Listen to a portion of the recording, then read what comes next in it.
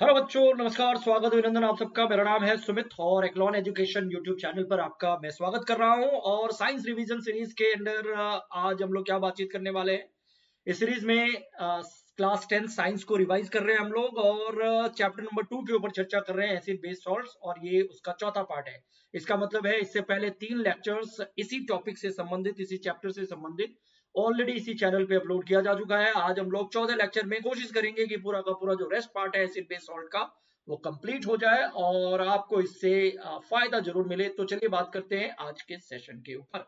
देखो, आगे बढ़ने से पहले एक रिक्वेस्ट करूंगा कि इस चैनल को आप लोगों को सब्सक्राइब करना है। अगर आपको इस चैनल के कंटेंट्स वगैरह अच्छे लगते हैं तो देखते रहिए और सब्सक्राइब कीजिए, लाइक शेयर करते रहिए। ये आपका एक तरीके से सपोर्ट होगा इस चैनल के प्रति। बाकी मैं अपने तरफ से आपके लिए बहुत सारे अच्छे अच्छे कंटेंट्स लाता रहूंगा। तो फिलहाल आज क्या बातचीत करने वाले हैं। देखो, अभी हम लोग सॉल्ट्स के बारे में बात कर रहे हैं, सॉल्ट्स के अलग अलग पहलुओं के ऊपर चर्चा कर रहे हैं और सॉल्ट्स में कुछ चीजें बाकी रह गई है, उसको कंबाइन करेंगे आज, उसको रैप अप करेंगे। रेस्ट पार्ट मतलब जैसे ब्लीचिंग पाउडर है, वॉशिंग सोडा है, बेकिंग सोडा है, ये सब रह गया था ना। उसके अतिरिक्त आपको प्लास्टर ऑफ पेरिस का कॉन्सेप्ट भी समझना है, जिप्सम का कॉन्सेप्ट भी समझना है। तो ये वो पार्ट्स है, ये वो टॉपिक्स है जो इस चैप्टर के आखिरी में कुछ टॉपिक्स आते हैं और ये कुछ रह गए थे, तो इसको कंप्लीट करेंगे। तो सीधे सीधे पहले टॉपिक के ऊपर आज के सेशन में हम लोग चर्चा करते हैं, व्हाट एग्जैक्टली ब्लीचिंग पाउडर। देखो, ब्लीचिंग पाउडर ये है, कैल्शियम ऑक्सीक्लोराइड इसको कहते हैं, इसको हम कहते हैं ब्लीचिंग पाउडर। और इसके कई सारे यूज होते हैं। इस ब्लीचिंग पाउडर के कई प्रैक्टिकल यूज है। कहाँ यूज होता है? एक तो आपने ब्लीचिंग पाउडर को यूज होते हुए देखा होगा, शायद आपने खुद भी किया हो। पानी वगैरह को साफ करने के लिए इसका इस्तेमाल किया जाता है। बहुत सारे इंडस्ट्री में ब्लीचिंग पाउडर का, जैसे टेक्सटाइल इंडस्ट्री हो गया या पेपर इंडस्ट्री हो गया, उसमें भी ब्लीचिंग पाउडर का यूज किया जाता है। सो ये बड़ा महत्वपूर्ण केमिकल है और बड़ा महत्वपूर्ण सॉल्ट इसको आप कह सकते हैं। कैल्शियम ऑक्सीक्लोराइड भी इसको कहा जाता है। और ये बनता कैसे है? इसको बनाने के लिए आपको कैल्शियम हाइड्रोक्साइड चाहिए, इसको स्लैक लाइम कहते हैं ना, CaOH2। ठीक है ना। ये ड्राई स्लैक लाइम है और जब ये क्लोरीन के साथ रिएक्ट करता है, क्लोरीन को फ्लो करवाया जाता है इसके साथ, तो ये बनता है ब्लीचिंग पाउडर, है ना। और क्लोरीन कहां से आता है? तो पिछले सेशन में हम लोग क्लोर अल्कली प्रोसेस के ऊपर जब चर्चा कर रहे थे तो हमने ये देखा था कि कैसे ब्राइन के जरिए, ब्राइन सॉल्यूशन के जरिए आप हाइड्रोजन, क्लोरीन और NaOH को प्राप्त कर सकते हैं। ये पिछले क्लास में मैंने बताया था। तो चलो, उस क्लोर अल्कली प्रोसेस में आपको जो क्लोरीन मिला था, उस क्लोरीन को यहाँ यूज कर रहे हैं कैल्शियम ऑक्सीक्लोराइड बनाने में, यानी ब्लीचिंग क्लोराइड पाउडर बनाने में। तो पहली चीज आप ये याद रखेंगे, ब्लीचिंग पाउडर जो कि एक सॉल्ट है, इसके लिए ड्राई स्लैक लाइम और क्लोरीन की जरूरत होती है। और ये क्लोरीन कहां से आता है? तो पिछले सेशन में जो हमने क्लोर अल्कली प्रोसेस पढ़ा था उसी से मिलेगा आपको, है ना। तो ये पॉइंट यहाँ पे नोटेड है। You have already come to know that chlorine is produced during electrolysis of aqueous sodium chloride solution, this is called brine solution, जो पिछले क्लास में हमने पढ़ा था। And now we have the chlorine gas, right? So this chlorine gas is basically used for the manufacturing of bleaching powder, we can say that. So chlorine is needed for the making of bleaching powder. ये एक point याद रखना है। Bleaching powder is produced by the action of chlorine on dry slack lime. Dry slack lime ये है, इसका reaction chlorine से होता है, फिर जाकर के ब्लीचिंग पाउडर बनता है और इसको CaOCl2 के रूप में रिप्रेजेंट किया जाता है। दो the actual composition is quite complex, but bleaching powder को इस रूप में आप रिप्रेजेंट कर सकते हैं। ये है ब्लीचिंग पाउडर। कहाँ यूज होता है भाई सब ब्लीचिंग पाउडर का? कई सारी जगहों पे यूज होता है। जैसे पहला तो आप लोग जानते हो, मैं इसको पहला नहीं तीसरा बोलूंगा इस इनपुट के आधार पर, to make drinking water free from germs. जो पीने वाला पानी होता है उसको जर्म्स, या जो पानी है उसको जर्म्स बैक्टीरिया फ्री करना है, डिसइंफेक्ट करना है, साफ करना है। तो आप सावधानी से सही मात्रा में ब्लीचिंग पाउडर यूज करके ऐसा कर सकते हैं। So to make drinking water free from germs and bacteria you can use bleaching powder, number 1। तीसरा है, लेकिन आप इसे एक यूज के तौर पर याद रख सकते हैं। फिर इसके यूज कुछ इंडस्ट्री में होते हैं, जैसे ब्लीचिंग करने के लिए, जैसे कॉटन या लिनन के टेक्सटाइल इंडस्ट्री ना, कपड़े का उद्योग होता है, कॉटन के कपड़े बनते हैं, लिनन के कपड़े बनते हैं, तो उनकी ब्लीचिंग के लिए इस ब्लीचिंग पाउडर का इस्तेमाल किया जाता है, ब्लीच आउट करने के लिए। इवन पेपर इंडस्ट्री में जो वुड पल्प होता है ना, जिससे पेपर तैयार किया जाता है, वुड पल्प को भी ब्लीचिंग करने के लिए फैक्ट्री के अंदर, पेपर फैक्ट्री में भी इसका इस्तेमाल किया जाता है, यानी कपड़े के ब्लीचिंग के लिए, सूती कपड़े और लिनन के कपड़े के ब्लीचिंग के लिए टेक्सटाइल इंडस्ट्री में यूज होता है। इसके अलावा पेपर फैक्ट्रीज में वुड पल्प को ब्लीच करने के लिए किया जाता है, और साथ ही साथ लॉन्ड्री वगैरह होते हैं ना, वहां जो धुले हुए कपड़े होते हैं उनको भी ब्लीच आउट करने के लिए इसका ब्लीचिंग पाउडर का यूज किया जाता है। तो दूसरा यूज ये हो गया। तीसरा, इंडस्ट्री में, केमिकल इंडस्ट्री में ना बहुत सारे केमिकल्स बनते हैं और तरह तरह के रिएक्शन से बहुत सारे जब केमिकल्स बनते हैं, तो इन केमिकल्स को बनाने के लिए कभी कभी ना आपको ऐसे सब्सटेंस की जरूरत पड़ती है जो दूसरे सब्सटेंस को ऑक्सीडाइज करे, उसको ऑक्सीडाइजिंग एजेंट कहते हैं।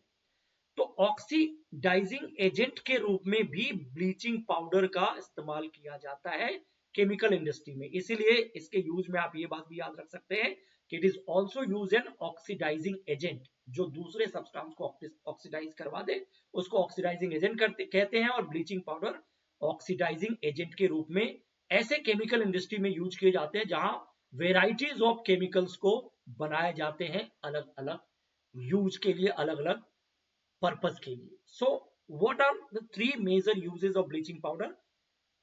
Make water germ free, drinking water को बैक्टीरिया फ्री, जर्म्स फ्री करने के लिए। लॉन्ड्री टेक्सटाइल इंडस्ट्री में यूज किया जाता है, फैक्ट्री इंडस्ट्री में यूज किया जाता है ब्लीचिंग के लिए, एंड इसका यूज केमिकल इंडस्ट्री में ऑक्सीडाइजिंग एजेंट के तौर पर किया जाता है। तो ये सारे पॉइंट्स ब्लीचिंग पाउडर के लिए याद रखने हैं। सो पहला पॉइंट यही था, नंबर 1। अब दूसरा पॉइंट क्या है? सॉल्ट में। अब आ जाते हैं दूसरे सॉल्ट की तरफ। ब्लीचिंग पाउडर हो गया। आज के सेशन में दूसरा डिस्कशन हमारा है सोडा। जब सोडा की बात होती है ना, कई सारे यूज होते हैं। जैसे सोडा एक बेकिंग होता है जो किचन में हम यूज करते हैं खाना वाना बनाने के दौरान, और दूसरा वॉशिंग सोडा भी होता है। दोनों सोडा है, दोनों का अपना इंपॉर्टेंस है। सो जब हम फिलहाल अभी बेकिंग की बात करेंगे जो किचन में यूज होता है, मतलब किचन में बेकिंग सोडा का अलग अलग पकवान बनाने के लिए सावधानी से सही मात्रा में यूज करना होता है। और जैसे पकोड़े बनाए जाते हैं, ब्रेड बनाए जाते, केक बनाए जाते हैं, या ऐसे और भी चीजें बनाई जाती है, उसमें बेकिंग सोडा और बेकिंग पाउडर वगैरह का इस्तेमाल किया जाता है। किचन प्रोडक्ट एक तरीके से देखा जाए तो, है ना। और ये है क्या baking soda? Baking soda chemically इसको कहा जाता है, इसको कहते हैं sodium hydrogen and carbonate. Sodium hydrogen carbonate, इसको सोडियम बाइकार्बोनेट भी कहते हैं। इसको बनाने के लिए आपको NaCl चाहिए। पिछली क्लास में मैंने आपको बताया भी था कि NaCl, जिसे हम ऐसे टेबल सॉल्ट कहते हैं, ये कई सारे प्रोडक्ट्स को बनाने के लिए रॉ मटेरियल के तौर पर यूज किए जाते हैं। तो इसको बनाने, बेकिंग सोडा बनाने के लिए भी आपको ये NaCl चाहिए, और NaCl का रिएक्शन इन सब के साथ जब होता है तो ammonium chloride along with sodium bicarbonate बनता है, और यही है आपका बेकिंग सोडा। ठीक है ना।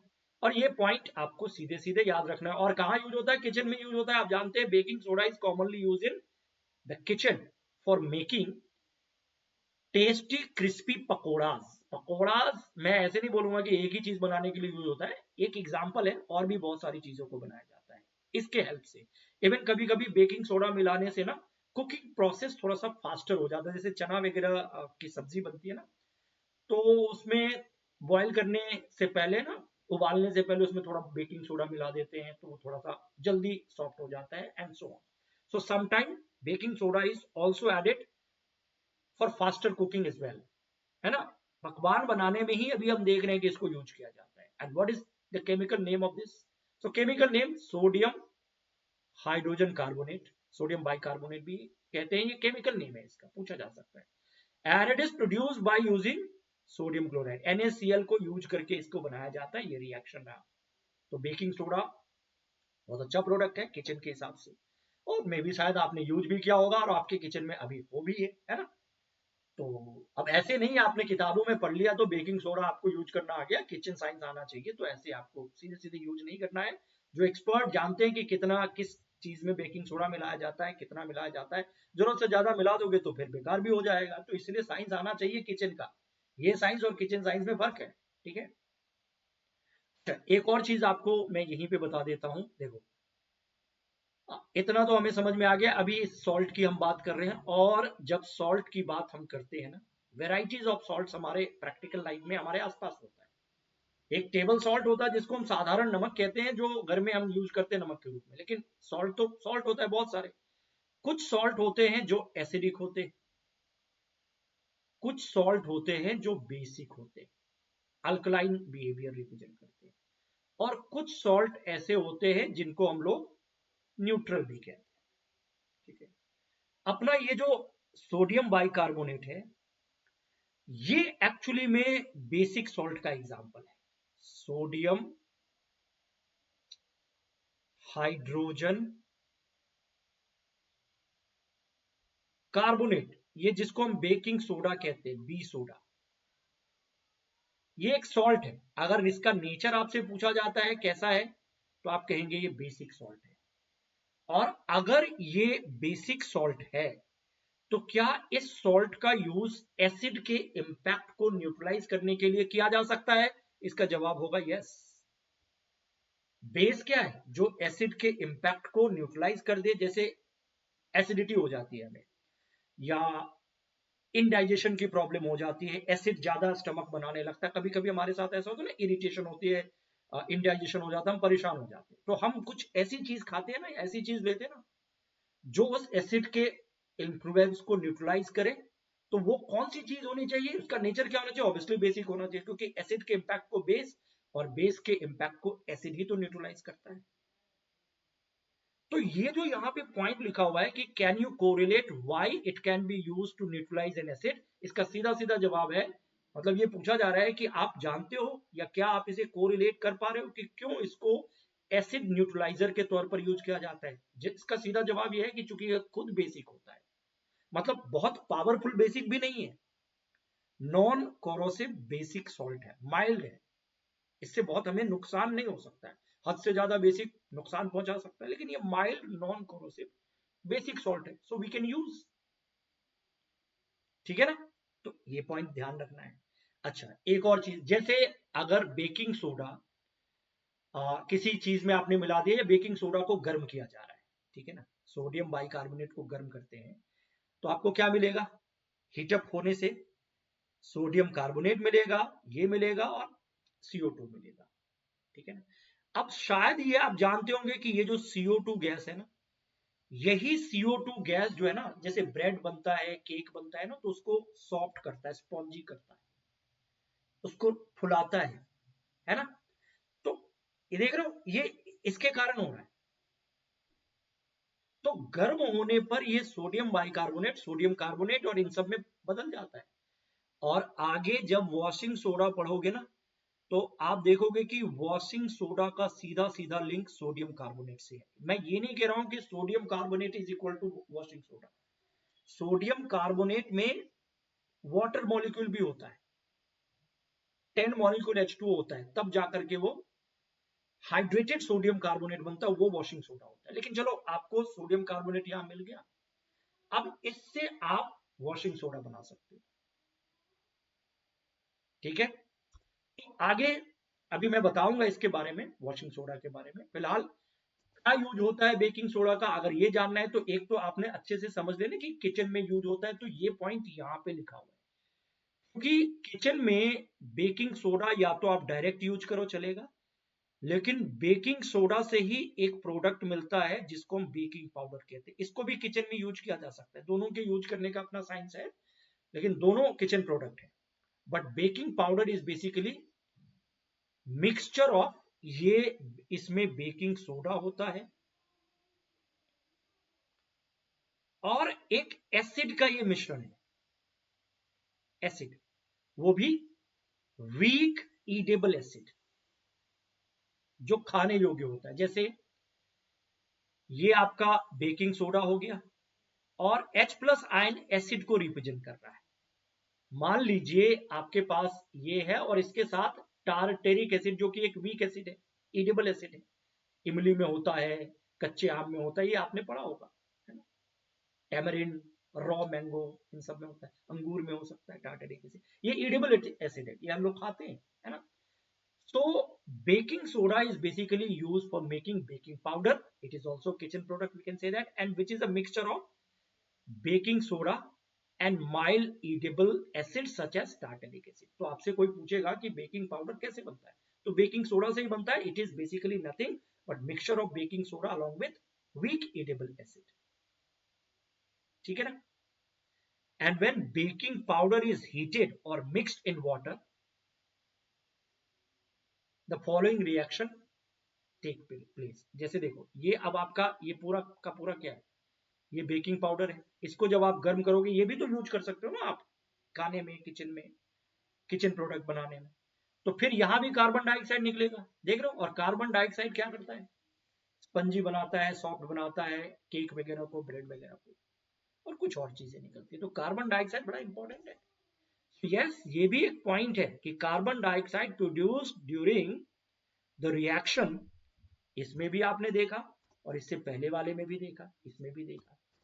Carbon dioxide produced during reaction can cause bread or cake to rise, making them soft and spongy. यानी ब्रेड, केक, ये सब जो मुलायम बनता है, सॉफ्ट स्पंजी बनता है, उसका रीजन कार्बन डाइऑक्साइड है. और कार्बन डाइऑक्साइड का रीजन, प्रोडक्शन का रीजन या तो बेकिंग सोडा होगा या बेकिंग पाउडर होगा. तो किचन प्रोडक्ट हो गया. इसके यूटिलिटी में बेकिंग सोडा में हमने देख लिया बेकिंग पाउडर बनाने में यूज किया जाता है और एक तरीके से किचन प्रोडक्ट है, यूज कर लो. और कहाँ यूज होता है, अभी अभी हमने देखा कि जो बेकिंग सोडा होता है ना, जिसको हम NaHCO3 कहते हैं, ठीक है ना, सोडियम बाइकार्बोनेट, ये क्या है, ये बेसिक सॉल्ट है, अल्कलाइन सॉल्ट है. ठीक है. और अल्कलाइन सॉल्ट है तो इसको हम एंटासिड कह सकते हैं, एसिड का अपोजिट. एंटासिड तो कह सकते हैं, तभी तो एसिड न्यूट्रलाइजर के रूप में इसको यूज किया जाता है. सो जो एंटासिड होता है या जो भी एंटासिड प्रोडक्ट होता है, उसमें ये एक इंग्रेडिएंट की तरह काम करता है. सो सोडियम बाइकार्बोनेट और sodium hydrogen carbonate is also an ingredient in antacid substance, जो एसिड को न्यूट्रलाइज करने वाला सब्सटेंस है. क्यों? क्योंकि being alkaline it neutralises excess acid in the stomach and provide relief. तो स्टमक में जो एसिडिटी वगैरह हो जाती है तो उसमें ये रिलीफ देता है. और ये ऐसे पदार्थ जो आपको एंटासिड के रूप में दिया जा रहा है डॉक्टर्स के जरिए, किसी भी एक्सपर्ट व्यक्ति के जरिए, मे भी उसमें एक इंग्रेडिएंट के तौर पर ये भी हो, बेकिंग सोडा, सोडा वगैरह, बेकिंग सोडा आपको रिलीफ देता है, एसिड के प्रभाव को न्यूट्रलाइज करता है. तो ये एंटासिड भी इसका एक यूज ही तो हो गया. और कभी कभी इसका यूज जो होता है ना, इस बेकिंग सोडा का, it is also used in soda acid fire extinguisher. मतलब आग को बुझाने वाला फायर एक्सटिंग्विशर जो होता है ना, soda plus acid fire extinguisher भी एग्जिस्ट करता है और उसमें भी इस सोडा का यूज किया जाता है. तो ये तीनों के तीनों आपको यहीं पे याद रखने का. तो सोडा में बेकिंग हो गया. अब वॉशिंग की बात कर ले. अभी मैंने क्या बोला था, याद देखो, इसके साथ वॉशिंग सोडा का लिंक है. सोडियम कार्बोनेट सीधा नहीं होता है, रिक्रिस्टलाइजेशन के बाद ये सोडियम कार्बोनेट आपको वॉशिंग सोडा के रूप में मिलता है. सो अगला सोडा यही है. Another chemical that can be obtained from sodium chloride is that is this one, Na2CO3 और 10H2O. इसको वॉशिंग सोडा कहते हैं.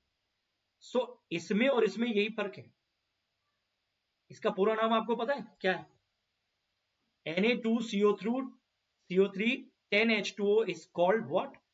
Hydrated sodium carbonate. इसको कहते हैं एक्चुअल में वॉशिंग सोडा, डब्ल्यू सोडा. ठीक है. सोडियम कार्बोनेट डेका हाइड्रेट भी इसको कहा जा सकता है. डेका मतलब 10 मॉलिक्यूल को डेका कहते हैं. अगर 5 होगा तो इसको पेंटा कहते हैं, है ना.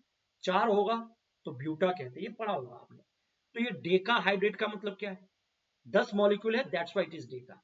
So this sodium carbonate decahydrate, which is also called hydrated sodium carbonate, is actually washing soda.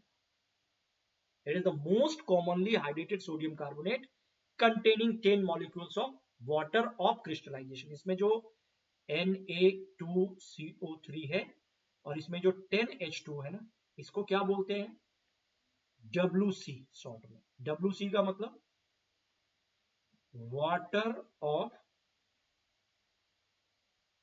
Crystallisation या क्रिस्टलेशन भी आप कह सकते हो, क्रिस्टलाइजेशन.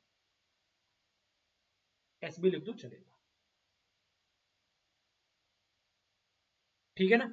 तो ये होता है वॉशिंग सोडा. तो बेसिकली ये कैसे बनाया जाता है, उसके लिए पहले आपको सोडियम कार्बोनेट बनाना पड़ेगा। सोडियम कार्बोनेट मिल गया आपको, you have seen in above reaction sodium carbonate can B obtain by heating baking soda. इस रिएक्शन में हमने यही तो देखा था, इसको गर्म करके सोडियम कार्बोनेट बना, ठीक है, बनने दो, ठीक है। And now you have to do a process called recrystallization. जब सोडियम कार्बोनेट बन जाता है ना, then recrystallization या recrystallization of sodium carbonate gives you a product which is called sodium carbonate decahydrate। ये होता है वॉशिंग सोडा। ये भी एक सॉल्ट है, बेसिक सॉल्ट है, जैसे बेकिंग सोडा बेसिक सॉल्ट है ना, ये भी बेसिक सॉल्ट ही है, याद रखना, पूछा जा सकता है। सो रिक्रिस्टलाइजेशन में क्या किया जाता है, अगर रिक्रिस्टलाइजेशन आपको समझना है तो दैट इज, अभी इसका लंबा प्रोसेस होता है, बट वो प्रोसेस पे अभी नहीं जाना, शॉर्ट में आप समझ लो। इट मींस रिक्रिस्टलाइजेशन मींस या recrystallization means that when sodium carbonate is produced, we have sodium carbonate, now we have to add water to this. What water is added to the sodium carbonate again to purify, इसको purify करने के लिए इसमें आपको water add करना पड़ता है। Now you have to allow it to crystallize again, ये एक तरीके से क्रिस्टल शेप में आ जाए with the help of water. और जब ऐसा हो जाता है, एक खास तरीके के क्रिस्टल शेप में ये आ जाता है, तो ये बन जाता है Na2CO3 10H2O।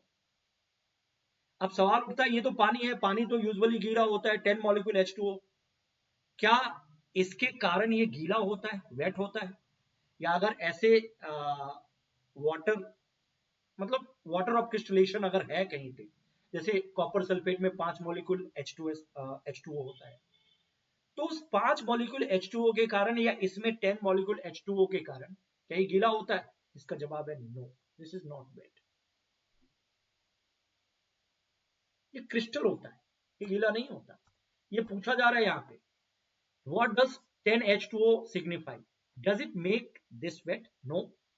ये खास तरीके, इसको क्या बोलते हैं?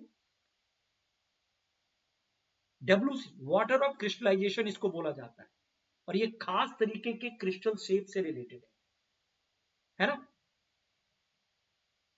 अभी इसके बारे में थोड़ा और भी मैं आपको बताऊंगा तो और आइडिया मिल जाएगा। फिलहाल इसके कारण तो ये गीला नहीं होता है, ये आप सीधा सीधा समझिए। Now sodium carbonate and sodium hydrogen carbonate are useful chemicals for many industrial processes as well. तो सोडियम हाइड्रोजन कार्बोनेट के बारे में तो हमने देखा। अब इसका जो वॉशिंग सोडा है, जिसको हम हाइड्रेटेड सोडियम कार्बोनेट कहते हैं, इसका कहाँ यूज होता है? कई जगहों पे यूज होता है। देखो, पहला तो यूज होता है वॉशिंग सोडा का, जिसको हम सोडियम हाइड्रेटेड कार्बोनेट भी कहते हैं, ये वाला, ठीक है, या हाइड्रेटेड सोडियम कार्बोनेट कहते हैं, इसकी बात हो रही है। ये वॉशिंग सोडा है। ग्लास इंडस्ट्री में, साबुन बनाने में, सोप बनाने में, पेपर इंडस्ट्री में इसका यूज होता है वॉशिंग सोडा का। Glass, soap and paper industry, याद रखोगे, नंबर 1। दूसरा, it is also used in the manufacturing of sodium compound such as borax. Borax एक कंपाउंड होता है, बोरेक्स को बनाने में भी इसका यूज किया जाता है। Sodium carbonate can be used as cleaning agent for domestic purpose, साफ सफाई के लिए क्लीनिंग एजेंट के तौर पर, घरेलू साफ सफाई में इसका यूज किया जाता है। एंड पानी में जो हार्डनेस होती है, परमानेंट हार्डनेस, उसको खत्म करने में भी इसको सावधानी से यूज किया जा सकता है। So it is also use for removing permanent hardness of water. 4 use याद रख लो, जैसे उधर बेकिंग सोडा का 3 यूज आपने याद रखा, ऐसे भी रख दो। ग्लास, सोप या पेपर इंडस्ट्री में इसका यूज होता है, बोरेक्स बनाने में यूज होता है, सफाई के लिए यूज होता है, और परमानेंट हार्डनेस को रिमूव करने के लिए वॉशिंग सोडा का उपयोग किया जाता है। तो ये याद रख लो, ऐसे आराम से याद रखा जा सकता है। अब तक जो कुछ भी हमने पढ़ा है, उसके बेस पे अगर आपके सामने ये क्वेश्चन आ जाए और इसको एमसीक्यू फॉर्मेट में ढाल दिया जाए, ऑल्दो अभी मैंने इसका एमसीक्यू फॉर्मेट नहीं बनाया है, बस मैं आपसे चाहता हूं कि ये इसको लिंक करके बता दो कि ए किसके साथ जाएगा, बी किसके साथ जाएगा, सी किसके साथ जाएगा, और डी के साथ सबसे बेस्ट लिंक क्या होगा। तो ब्लीचिंग पाउडर का यूज इसमें से कहां होगा? सोडियम क्लोराइड NaCl का कहाँ होगा? अब जैसे अभी लास्ट में, सबसे लास्ट में हम लोग वॉशिंग सोडा पढ़ रहे थे ना, हमने देखा वॉशिंग सोडा बनाने, वॉशिंग सोडा का यूज ग्लास सोप वगैरह बनाने में किया जाता है। तो अगर इसमें कहीं भी प्रेपरेशन ऑफ ग्लास लिखा हुआ है तो कहाँ जाएगा? इसके साथ ही जाएगा, बेकिंग सोडा के साथ तो जाएगा नहीं। तो सी के साथ हम क्या लिंक करेंगे? नंबर 1। अच्छा, बेकिंग सोडा की बात करें तो हमने अभी देखा कि बेकिंग सोडा एंट एसिड का एक इंपॉर्टेंट इंग्रेडिएंट है, तो बी के साथ चौथा जाएगा, नंबर 4। और सोडियम क्लोराइड ब्राइन याद करो, क्लोर अल्कली प्रोसेस याद करो, 3 चीजें बनती थी, क्लोरीन, हाइड्रोजन एंड NaOH। तो इसको आप इसमें यूज कर सकते हो। और ब्लीचिंग पाउडर, ये कौन सा हो गया आपका? डी वाला जो है ये दूसरे के साथ जाएगा। और एक ही वजह, डी कलराइजेशन, ब्लीचिंग, है ना? तो ये तीसरा हो गया, थर्ड।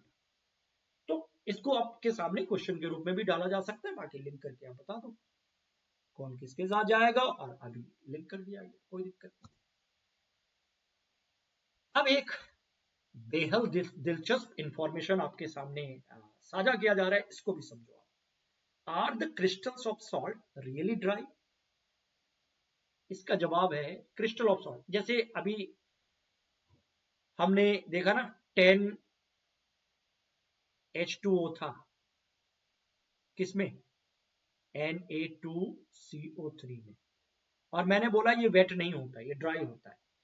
कॉपर सल्फेट 5H2O होता है इसमें, ये भी गीला नहीं होता है, ड्राई होता है। इसका जवाब है हाँ, ऐसा ही है। ये वाटर ऑफ क्रिस्टलेशन यहाँ पे इस फॉर्मेट में मौजूद है। अब एक एक्टिविटी करो आप, देखो मैं आपसे कहता हूँ एक टेस्ट ट्यूब लो और उसमें एक कॉपर सल्फेट का क्रिस्टल लो। ये गीला नहीं है बिल्कुल, ऐसा ये ब्लू कलर का होता है, देख रहे हो आप? हाइड्रेटेड कॉपर सल्फेट, इसका फॉर्मूला क्या होगा? 5 मॉलिक्यूल H2O, पेंटा। ठीक है, आप इसको इस ट्यूब में डालो और थोड़ा थोड़ा गर्म करो। जब आप इसको गर्म करोगे ना, तो इसमें जो वाटर है इस क्रिस्टल में, वो धीरे धीरे इससे अलग होगा और यहाँ पे भाप बन के यहाँ पे इकट्ठा होने लगेगा। जैसे ही आप इसको गर्म करोगे तो ये जो ब्लू कलर का कॉपर सल्फेट था, जो जिसके साथ ये H2O जुड़ा हुआ था, अब ये व्हाइट कलर में कन्वर्ट होने लगता है, ऐसे।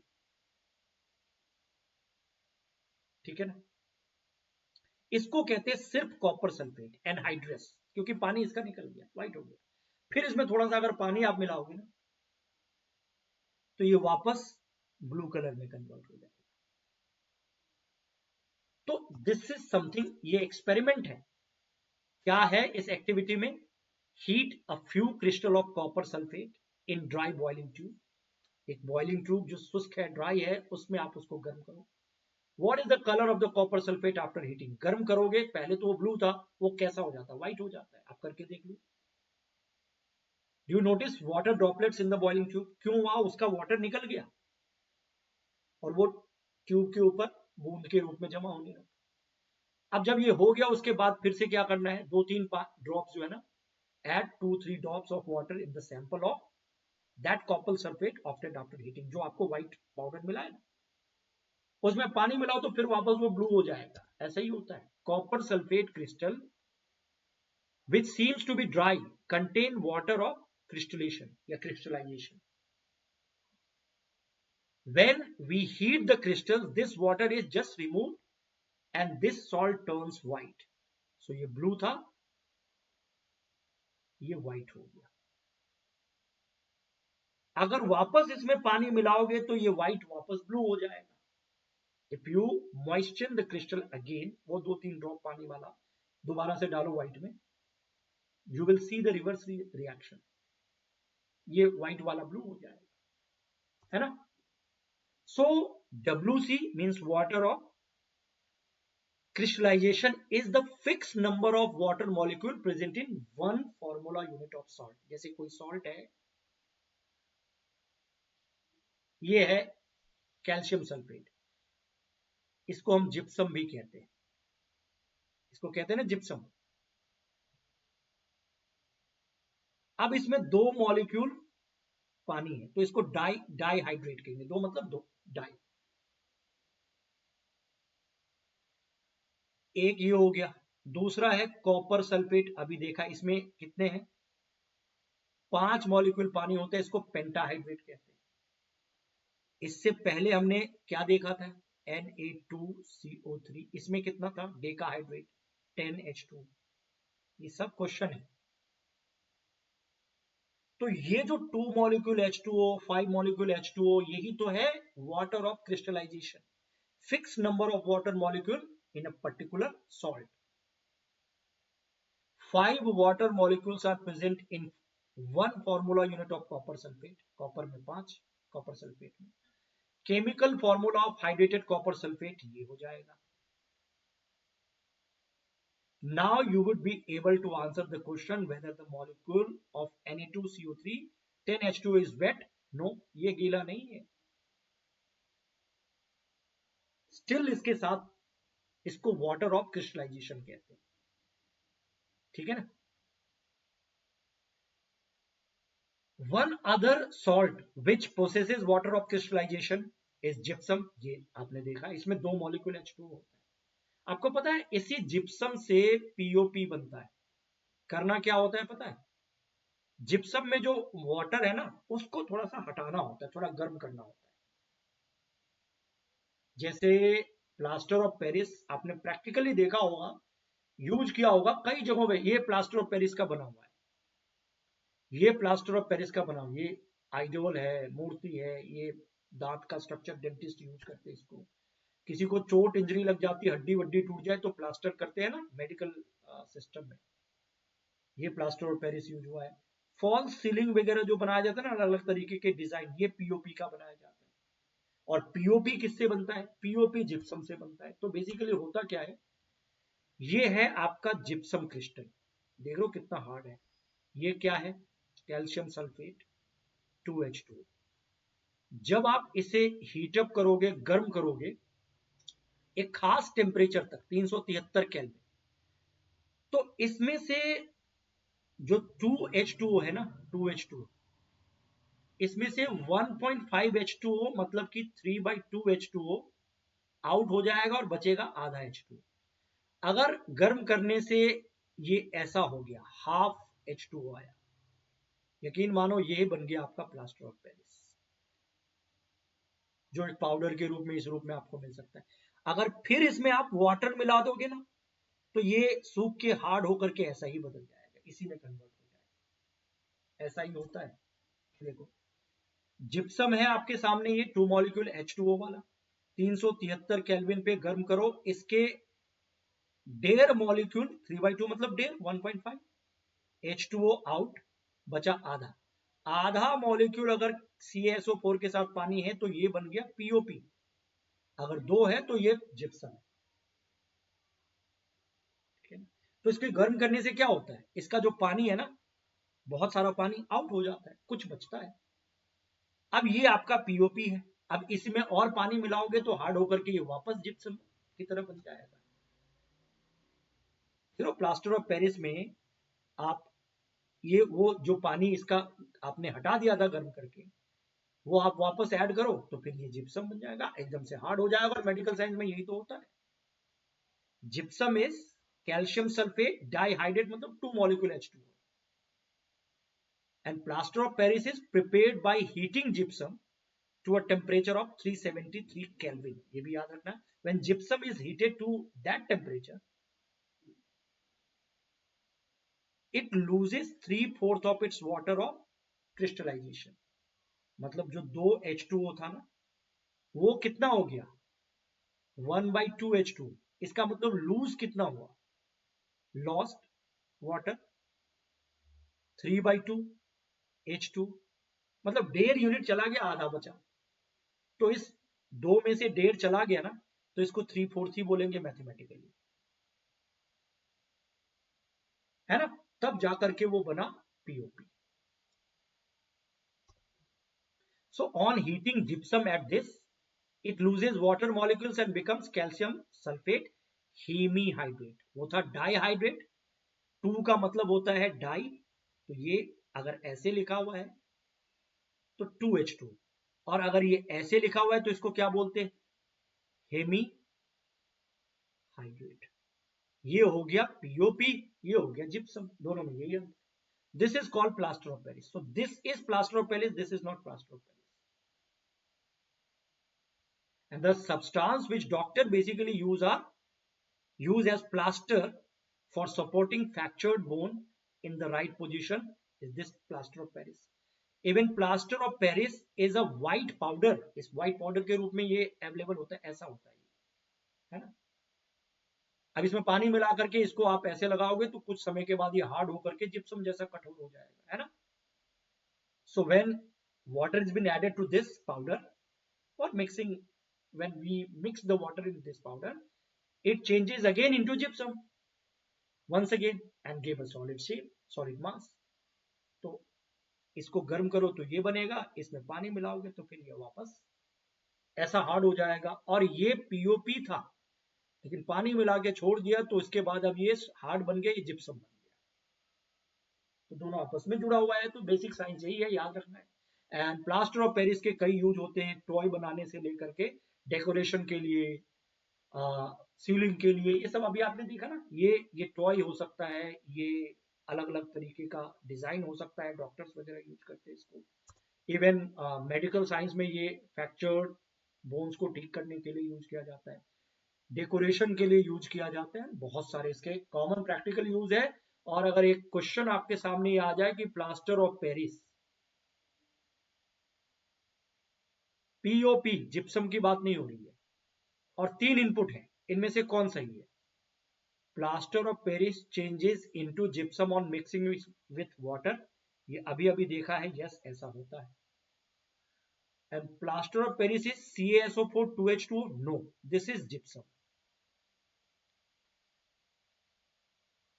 तो प्लास्टर ऑफ पेरिस क्या है भाई साहब, CaSO4 ही है, लेकिन हाफ हेमी हाइड्रेटेड H2O, तो ये गलत है।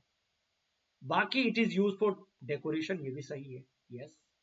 तो पहला और तीसरा सही है, तो इसका आंसर क्या हो जाएगा, पहला और तीसरा बी, ओनली 1 and 3, ये वाला सही नहीं है, ठीक है ना।